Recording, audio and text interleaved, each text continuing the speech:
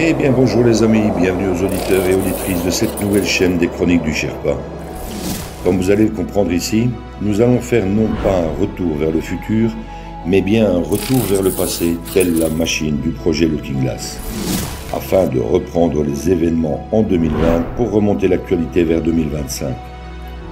Je vous invite à me suivre au travers de mes très nombreuses analyses de situation qui ont rythmé ces dernières années au gré d'une multitude de sujets clivants concernant le plan divin et christique de l'Alliance et de la communication militaire Q.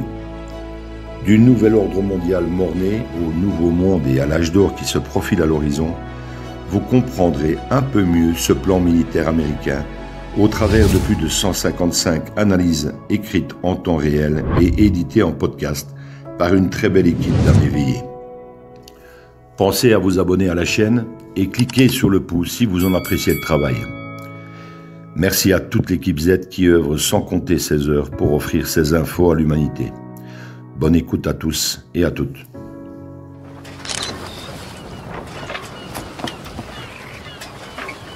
Where we go one, we go all.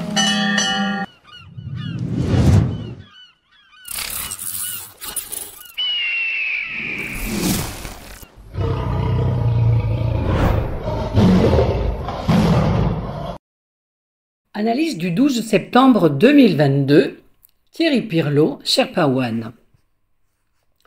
Puce RFID vs nanopuce RFID. Un booster Covid pour mettre à jour votre immunité qui se dégrade inéluctablement tous les 3 mois? Quand les complotistes parlaient il y a 2 ans de mise à jour pour les vaccins tout comme pour Windows, on se faisait exploser la tronche par le troupeau bien pensant. Railleries, moqueries composaient notre quotidien surface de bouc. Espérons que les triples injectés n'aient pas besoin à terme de cette mise à jour pour tout simplement survivre. Parlons de ce grand tour de magie. En effet, la puce RFID, censée nous être placée sous la peau de la main, devait être la connexion avec l'IA, intelligence artificielle, et de facto la marque de la bête de l'événement annoncé par les 3 livres. Cette puce RFID, de la taille d'un grain de riz, était en réalité un leurre pour les complotistes, et ce leurre a en fait très bien fonctionné durant plus de 20 ans, puisque la population n'y a jamais adhéré, grâce aux lanceurs d'alerte. Cependant, le génie de l'histoire est tel le lapin blanc que l'on pense voir sortir de la manche gauche du magicien, alors qu'il sort de sa manche droite. En effet, pendant que cette puce RFID détournait notre attention, les bergers mettaient au point une arme fatale bien plus redoutable. Dès 2021, ils nous injectaient dans une seule seringue l'ensemble du matériel pour que cette nanopuce RFID puisse s'assembler d'elle-même, le graphène supraconducteur utilisant l'électricité du corps, et qu'elle pénètre dans le cerveau des vaccinés. L'objectif ultime étant une prise de contrôle mental du troupeau via la 5G des objets connectés. Pas belle la vie ?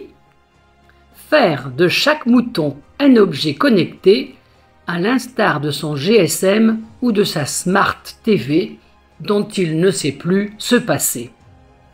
Ces injections ARNM ont probablement débuté bien avant le Covid, vers 2018, avec les vaccins de la grippe pour nos anciens. Ceci expliquerait l'hécatombe de vieux à Wuhan, fin 2019, première ville entièrement connectée à la 5G. L'absence de 5G dans nos pays jusqu'il y a peu, pour déclencher le processus, nous empêchait de comprendre le pourquoi et de deviner la composition de ces cocktails injectés avant 2021.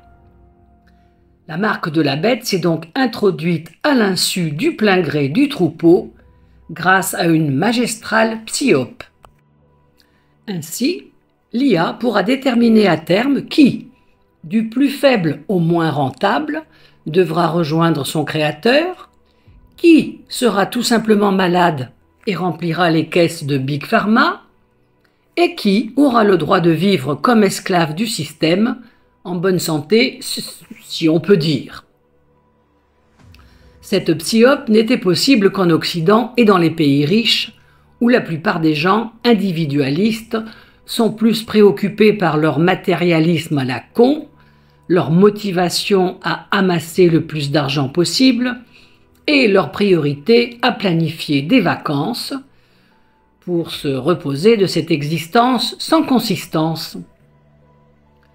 Possible aussi, grâce aux péchés d'orgueil et de luxure, sans lesquels les bergers n'auraient pu obtenir si facilement le consentement du troupeau qui préfère obéir aveuglément plutôt que de perdre ses misérables acquis. Et oui, ça fait mal, mais c'est un fait qui se confirme malheureusement et qui devrait nous encourager à refuser toute proposition d'injection, à nous réinventer et à nous informer correctement. Car, bien sûr, actuellement, le troupeau pense que tout ce qu'il ne comprend pas est forcément de la science-fiction. Dites-vous que maintenant précisément, votre accès à la connaissance sur les technologies disponibles est limité à 0,01% par rapport à ce que les bergers utilisent réellement.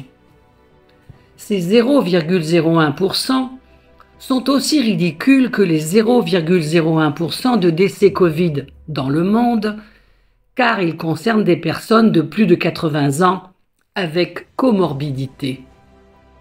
Notre ignorance est leur plus grand atout, et notre connaissance leur seule et unique peur. Il est donc temps de réfléchir sérieusement. Même ce qui est fait, car ils ont aussi injecté beaucoup de placebos pour leurs études à l'échelle de la planète. Si les adultes n'ont pas été capables de se protéger de ces attaques contre les peuples, pour des raisons qui les concernent, leur responsabilité de parents est maintenant de protéger leurs enfants.